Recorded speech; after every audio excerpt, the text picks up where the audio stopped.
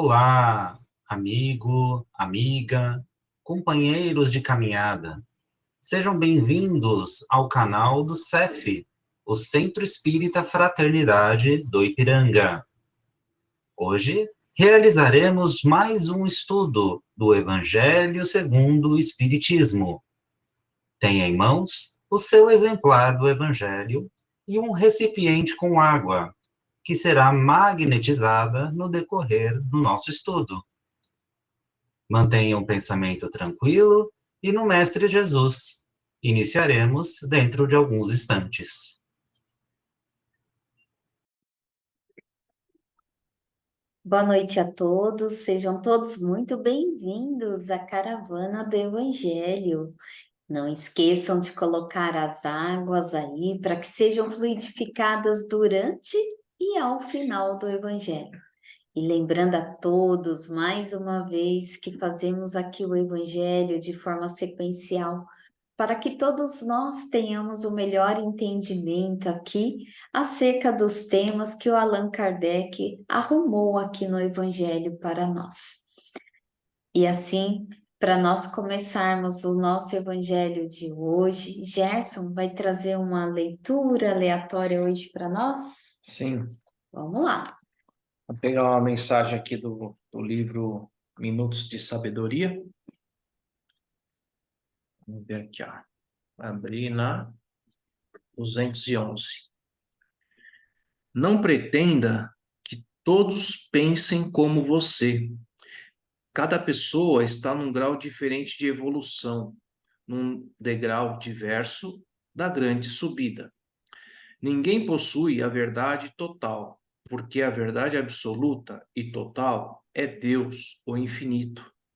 Nenhum ser finito pode conter o infinito. Busque a verdade para si mesmo, mas não obrigue ninguém a pensar como você, tanto quanto não gosta que os outros lhe controlem o pensamento. Muito bom, muito propício para o tema de hoje do nosso Evangelho. Obrigada, Gerson. Suzelei vai fazer a nossa prece inicial, por favor? Sim, então boa noite a todos. Após essa leitura, né, onde nos lembra que cada um estamos num grau diferente de evolução, né?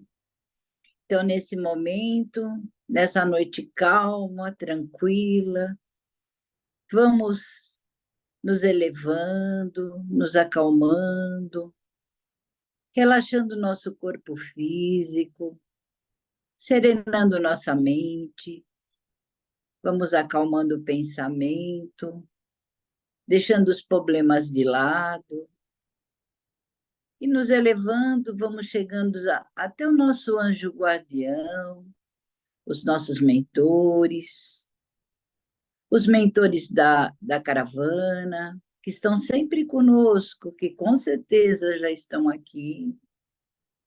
E todos juntos vamos nos elevando mais ainda e chegamos até o anjo Ismael, o anjo protetor do nosso país, do país onde vivemos. Ele nos abriga em suas asas, ele nos abençoa, nos prepara e nos leva até nossa Mãe Santíssima, Maria, nossa doce Mãe, que nos envolve nesse momento em sua luz, em seu amor, em seu manto, nos abrigando. Ela que conhece nossos segredos mais íntimos. Ela nos prepara e nos leva até Jesus. Jesus, ajoelhados espiritualmente, vamos agradecendo e pedindo, sê conosco agora e sempre. Jesus, obrigado pelo seu evangelho, obrigado por tudo que já aprendemos, sabendo ainda que temos muito, muito ainda a caminhar, muito a aprender, mas naquilo que já aprendemos, que possamos usar em nós mesmos e na ajuda ao nosso próximo. E Jesus nos leva a Deus, ao Pai, ao Criador. Diante de Deus, ajoelhados espiritualmente, vamos agradecendo por tudo que somos, por tudo que temos, pelo dom da vida. E vamos dizendo a oração que Jesus nos ensinou. Pai, Pai nosso que estais no céu, santificado seja o vosso nome. Venha a nós o vosso reino. Seja feita a vossa vontade, assim na terra como é feita no céu. O pão nosso de cada dia nos dai hoje. Perdoai as nossas ofensas, assim como nós perdoamos a quem nos tem ofendido. E não nos deixeis cair em tentação. E livrai-nos, Senhor, de todo mal. Que assim seja, graças a Deus. Graças a Deus. Obrigada, Suzeli. Carlos, você pode fazer a leitura para nós hoje do Evangelho, capítulo 10, aí, bem-aventurados os misericordiosos. Mas você abre seu microfone, tá bom?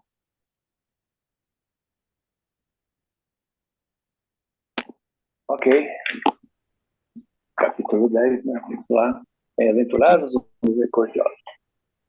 Bom, hoje vamos fazer o 9 e o 10, que é o argueiro e a trave no olho. Tem um outro, coisa dessa daqui também que faz. Vamos lá. Por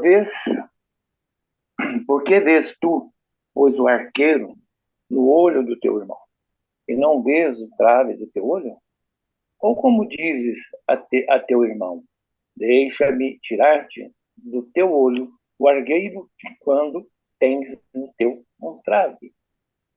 Hipócrita, tira primeiro a trave do teu olho, e então verá como has de tirar o arqueiro do olho do teu irmão. Mateus 7, 3, 5. Agora vamos passar para o 10. Um dos caprichos da humanidade é ver cada qual o mal alheio antes do próprio. Para julgar-se a si mesmo, seria necessário poder mirar-se num espelho, transportar-se de qualquer maneira fora de si mesmo e considerar-se como outra pessoa, perguntando: que pensaria eu se visse alguém fazendo o que faço? É o orgulho inconstentavelmente o que leva o homem a disfarçar os seus próprios defeitos, tanto morais como físicos. Esse capricho é essencialmente contrário à caridade, pois a verdade, caridade é modesta, simples e indulgente. A caridade orgulhosa é um contrassenso, pois esses dois sentimentos se neutralizam mutuamente.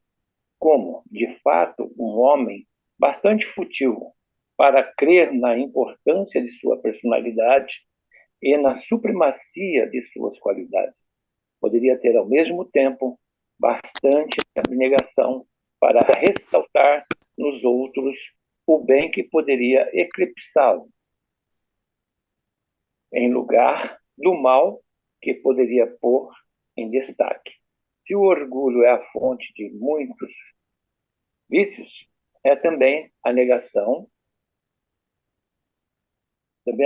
de muitas virtudes. Encontramos no fundo e como móvel de quase todas as ações.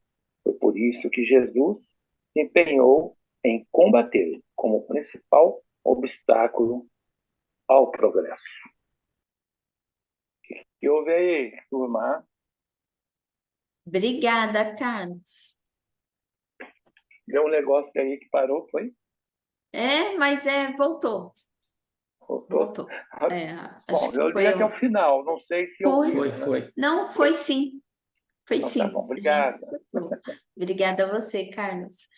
E nessa passagem aqui que o Carlos leu para nós, essa passagem na Bíblia tá quando Jesus ele vai ensinar ali o povo e os discípulos, ele ensina sobre o julgamento ao próximo, sobre julgar o próximo. Então, Jesus, com essa passagem, ele destaca a facilidade que o homem tem em perceber os erros alheios e a dificuldade que tem de perceber os seus próprios erros. Então, no ensino de Jesus, quando ele diz não julgueis, então ele visa ali repreender aqueles que julgam-se, e para depreciar alguém, então para se exaltar. Então, por isso que fala aí do orgulho, né? Que o orgulho é o obstáculo do homem aí a esse caminho evolutivo. Então, por que que ele fala aí o argueiro? Porque o argueiro, ele significa o cisco, né? Aquela coisa pequena lá no olho do outro, né? Aí a gente vê aquele cisco pequenininho, mas não vê aquela trave, que naquela época de Jesus, a trave significa um pedaço, né, grande de madeira, aquela trave no seu próprio olho. Então, por isso que Jesus, ele traz esse ensinamento há mais de 2000 anos, mas é atemporal. Porque a gente trazendo esses ensinamentos para os dias de hoje, é mais fácil. A gente vê o erro, apontar o erro do outro, do que olhar para nós mesmos, né? Então, esses ensinos de Jesus valem para os nossos dias. Jesus pegava ali os exemplos que ele tinha naquela época, para que as pessoas memorizassem, e não só naquela época, mas também nos dias de hoje. Porque, por vezes, quando a gente está fazendo até outro estudo, a gente lembra, né? Ah, vê o cisco no olho do outro, mas não vê a trave que está no seu. Então, a gente traz muito essas parábolas de Jesus para outros estudos nossos e como exemplos mesmo, para que a gente memorize isso no dia a dia. Então, fica realmente de uma forma que a gente vai aprendendo aí, colocando em prática.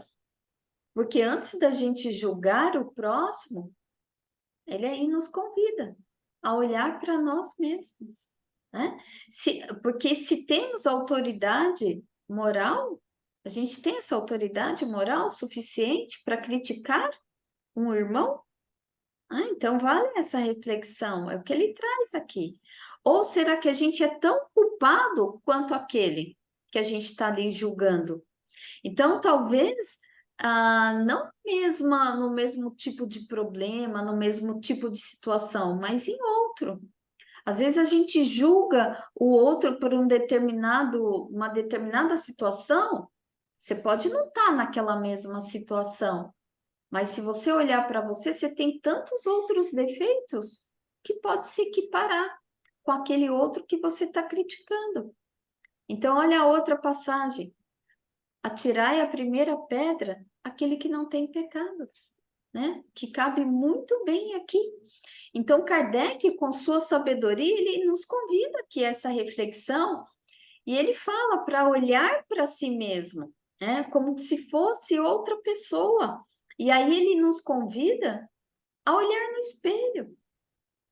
E que talvez essa seja, gente, uma das melhores maneiras da gente se autoconhecer. Né? Porque Sócrates, ele já dizia lá 300 anos antes de Cristo, conhece-te a ti mesmo. Tanto que Santo Agostinho, no Livro dos Espíritos, ele cita, né? Ele explica como que ele fazia para fazer essa reforma íntima, para conhecer-te a ti mesmo. Que ele pegou, né, as palavras desse sábio da antiguidade, desse filósofo, e colocava em prática todos os dias. Ao deitar, ele fazia, né? Ele fazia a retrospectiva do seu dia, do que ele fez.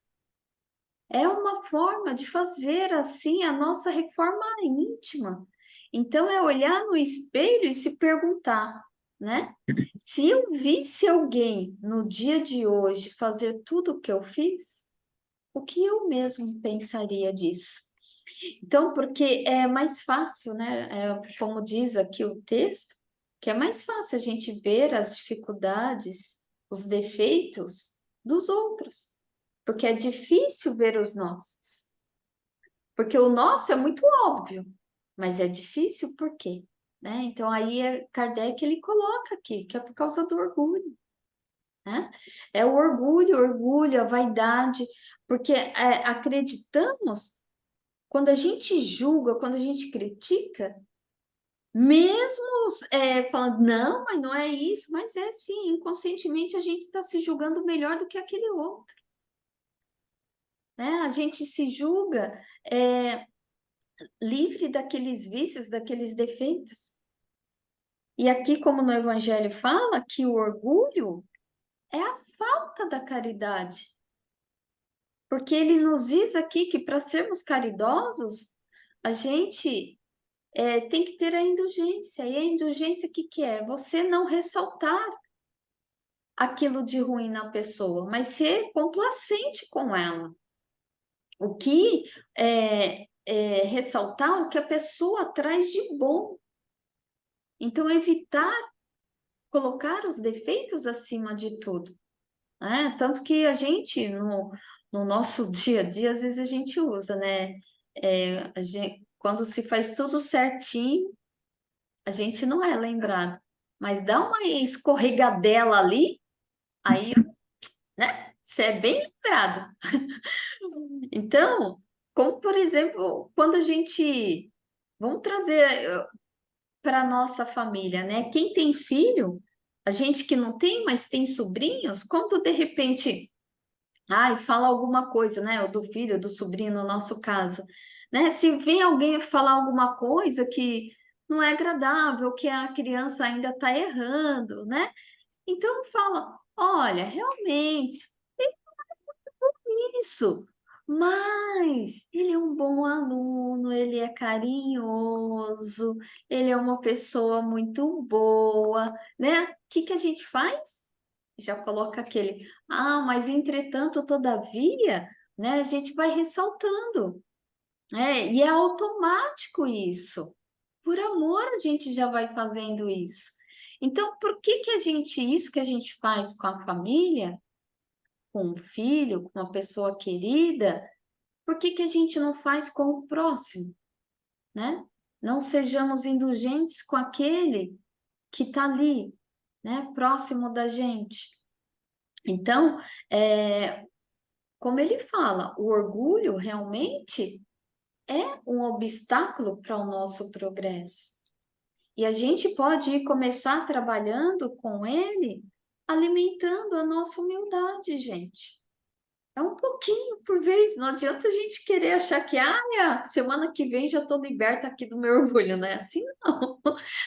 É bem devagarzinho o processo, né? A gente vai trabalhando com a humildade, vai tentando se colocar ali no lugar do outro, né? E é como a Cleide falou uma vez no Evangelho, que eu não esqueço, que a humildade não é nem frente nem atrás, é do lado, né? Todos somos irmãos, então. Que todos temos aí os nossos vícios e defeitos para tratar. Né? E reconhecer as nossas próprias fraquezas para reconhecer que naquele outro ser humano ele também tem as fraquezas dele. Pode falar, Jé. Porque muitas vezes a gente acaba culpando as pessoas pelas nossas frustrações e medos, né? Você falando desse exemplo aí com a criança, né? Com o filho, com o sobrinho. Então, muitas vezes é reflexo do nosso medo, né?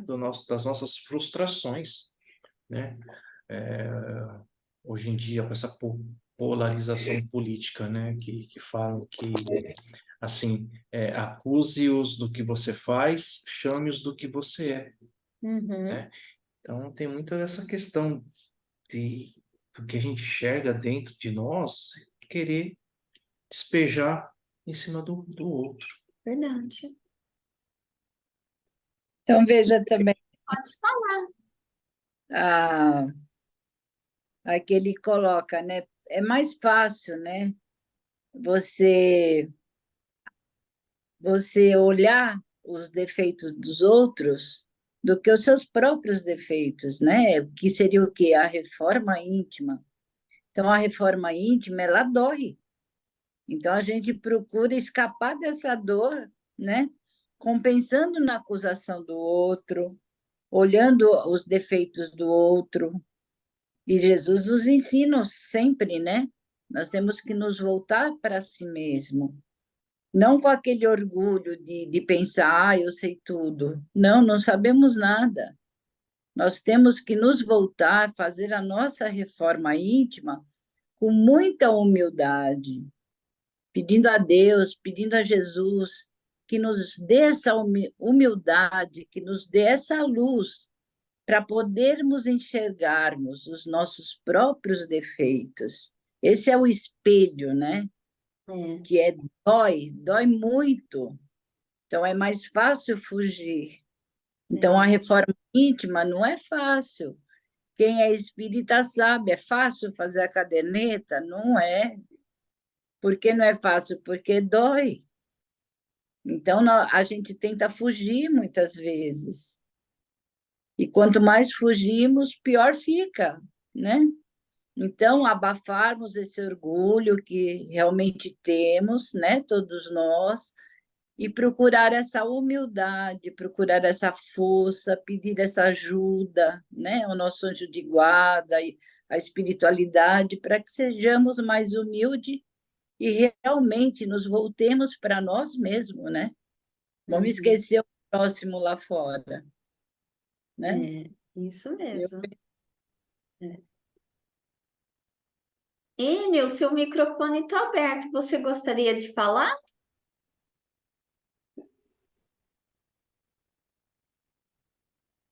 Acho que não. Acho que ele não está ouvindo.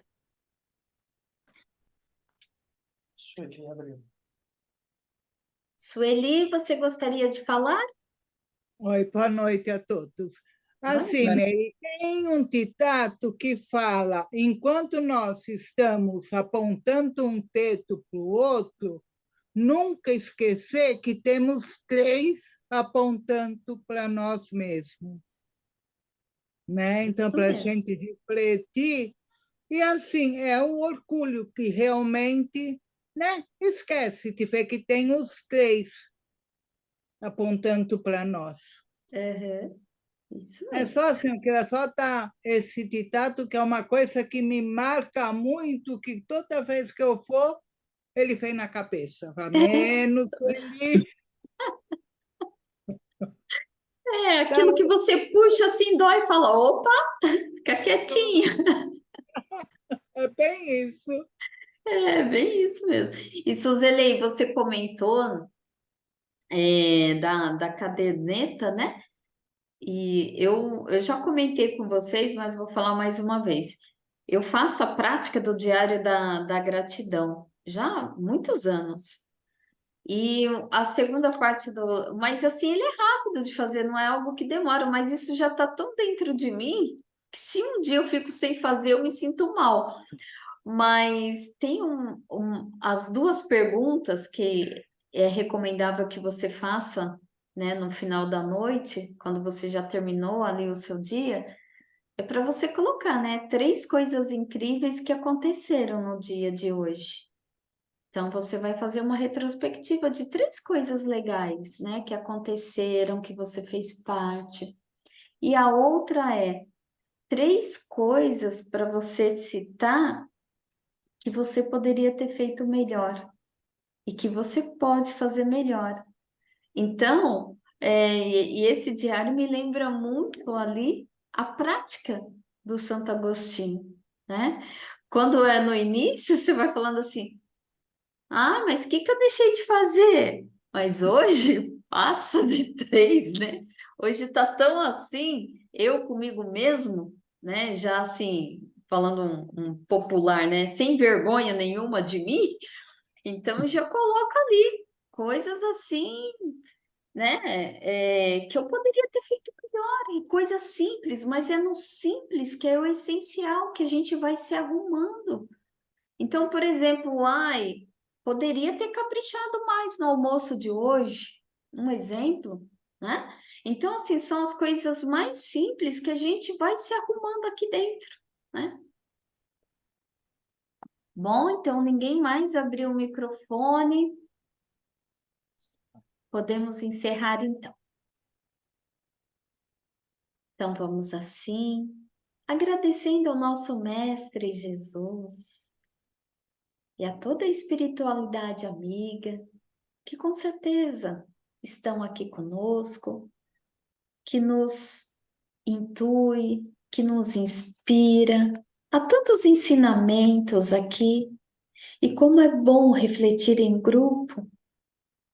Obrigada, mestre, por esta linda oportunidade. E assim, externamos aqui as nossas melhores vibrações, vibrações de paz, de luz, de fé, de coragem, de amor e de amor. Levamos para todo o universo, para o nosso planeta Terra, para o nosso Brasil e para todos os enfermos, enfermos do corpo físico, da alma. E levamos essas vibrações para todos os lares, que todos recebam essa luz de Jesus, imaginando que Jesus vai passando por cada cômodo de nosso lar, vai limpando, higienizando, deixando a sua luz e abençoando a todos aqueles que residem conosco. E vai colocando em nossas águas aquilo que é necessário para cada um de nós. Obrigada, Mestre Jesus, pelo seu amor, pelo seu carinho.